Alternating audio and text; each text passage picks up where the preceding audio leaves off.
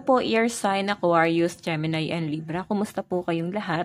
Okay, so ear sign, maraming salamat po sa walang sawang pagsubaybay sa ating pong daily horoscope. And kung ikaw ay bago pa lang sa ating channel, mag-subscribe na po kayo and i-click mo na rin yung ating notification bell para lagi kang updated sa ating mga bagong upload. And ayan guys, tignan natin ano ba yung focus ng energy mo. Okay, ear sign Aquarius, Gemini, Libra. Focus po ng kanilang energy ngayon. Ear sign.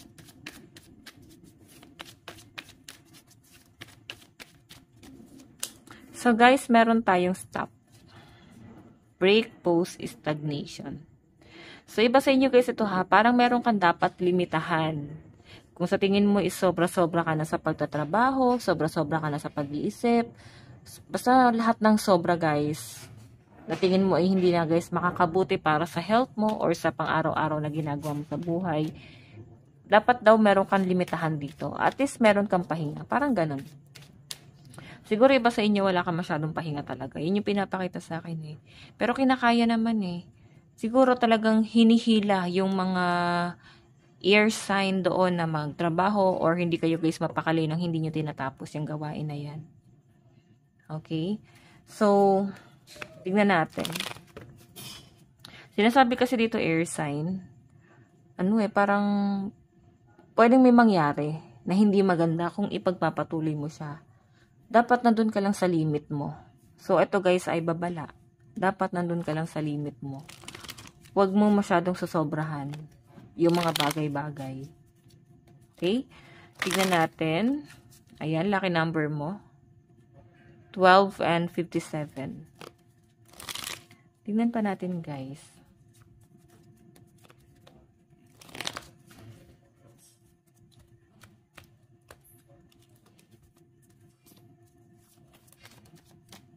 Meron tayong 6 of wands. Hindi natin kukunin yung isa.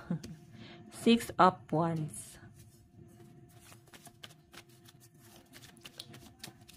Meron tayong 10 of swords. Okay.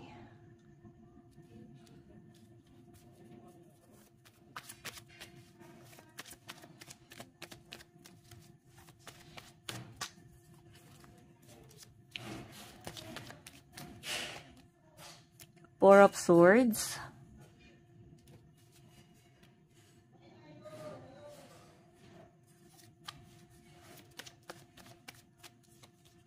Okay. 5 of swords. Okay. So guys, itong 6 of wands, 10 of swords, 4 of swords, and 5 of swords. Puro pag-iisip. Pero sa malinaw na pinapakita sa akin guys, mas pagod. Mas pagod yung nararamdaman ko sa energy mo. So, I think yung iba sa inyo, kaya parang ganadong-ganado kang gumalaw, ganadong-ganado kang gawin yung mga bagay na gusto mo. Kasi earth sign, air sign, baka earth sign yung kadil mo, no? Okay, kasi naman air sign, pwedeng gusto mo kasi yung ginagawa mo, like, pwede mo siyang ipagmalaki or pwedeng achievement kasi itong nakukuha mo. Kaya talagang todo trabaho and sa nakikita ko dito guys, pwede iba sa inyo, pagod rin. Pagod pwedeng napagod ka kakahiga. Mas nakakapagod kasi yun guys kung masyado kang maraming pahinga. Yung tipong tatayo ka parang pagod ka na agad. So siguro kailangan nyo guys ng exercise, healthy lifestyle, or wala ka masyadong tulog. So madalas guys sumasakit yung ulo mo. Siguro, alam nyo yun, hindi healthy yung mga kinakain nyo rin guys. Kailangan guys maging conscious din kayo sa health nyo.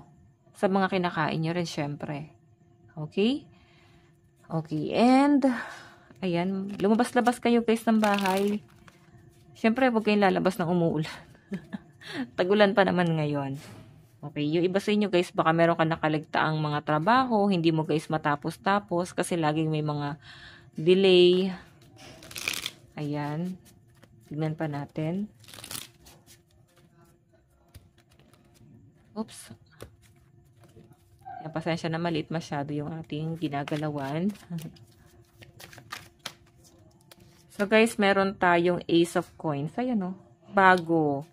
May nakikita ko guys na para bang ang gaan ng pakiramdam mo, nakukuha mo yung mga bagay na gusto mo, madali mong makukuha yung mga bagay na gusto mo. Kasi meron kang bagong sisimulan dito, and 6 of Wands, sobrang confident yung energy mo, air sign. Kumbaga parang sobrang kampante ka at napaka-positibo ng mga iniisip mo, pakiramdam mo na parang makukuha mo to. Kasi nakikita mo may progress eh. May resulta. Okay? Tingnan natin.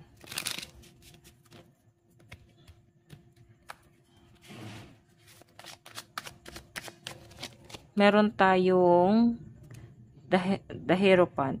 Hierophant. So, meron kang pag-iisipan dito, air sign.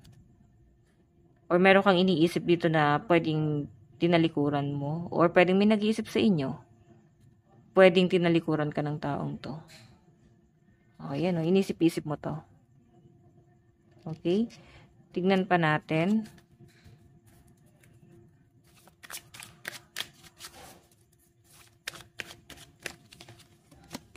Meron tayong Queen of Coins. Oops. Meron tayong 10 of Coins. So, sa nakikita ko dito guys, ito kasing Hierophant na to, 10 of Swords. May nakikita ako na parang may nag-iisip sa inyo sa malayo. Gusto kang makausap nito, masinsinan nitong taong to. Pwedeng sa love life mo to.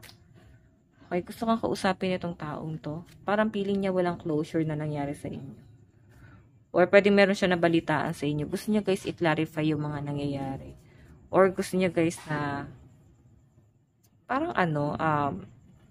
maliwanagan sa mga nangyayari. Basta gusto ko lang niya makausap. Gusto ko lang niya kumustahin. Kung masaya ka na ba sa ginagawa mo ngayon. Or masaya ka na ba sa kung nasan ka ngayon. Pwedeng sa love life mo to. So, meron tayo guys, 4 of Swords, Queen of Coins. Ayan, sabihin natin yes, pagod ka kakatrabaho, or hindi ka naman guys makapagtrabaho kasi meron kang ibang inuuna, tinatapos. Pwedeng laging suspended, or pwedeng hindi ka makapag-apply ng trabaho ngayon kasi pwedeng business eh. Hindi siguro guys masyadong kumikita yung business mo ngayon. Okay? So, yun yung pwedeng nagiging stress ng mga air sign. So, meron tayo guys 5 of Swords and 10 of Coins. Ito guys, family, no? Medyo stress ka pagdating sa family mo. Pero masaya ka at the same time, no? Sabi natin, yes, kahit magulo, parang masaya ka. Ito yung gulo na gusto mong maramdaman, guys.